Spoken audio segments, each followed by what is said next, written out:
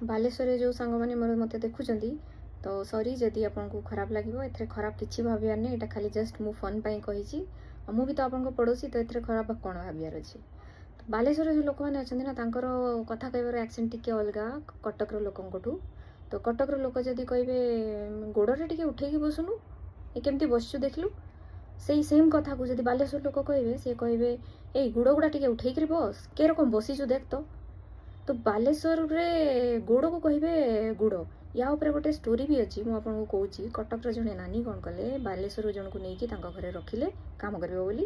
ସେ ସେଦିନ କାମ କରିକି ରାତିରେ ଶୋଇଲା, ସକାଳୁ ଉଠିକି ଫାର୍ଷ୍ଟ ନାନୀକୁ କହୁଛି ଯେ ନାନୀ ଦେଖ ମୋର ଗୋଡ଼କୁ ମୂଷା ଖାଇଗଲା। ତ ନାନୀ ତାକୁ କହିଲେ ତୁ ଗାଁରୁ ଗୋଡ଼ ନେଇକି ଆସିଥିଲୁ? ତ ସେ କହିଲା ନାଇଁ ମୋର ଗୋଡ଼ ଆକୁ ଦେଖ କେମିତି ଖାଇଗଲା ମୂଷା, ରକ୍ତ ବାହାରୁଛେ।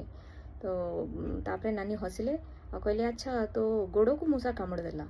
ତ ଏବେ ଗୋଡ଼କୁ ଗୋଡ଼ କହନ୍ତି କି ଗୁଡ଼ କହନ୍ତି, ଏଇଟା ଆପଣ ମୋତେ କମେଣ୍ଟ କରିକି କହିବେ।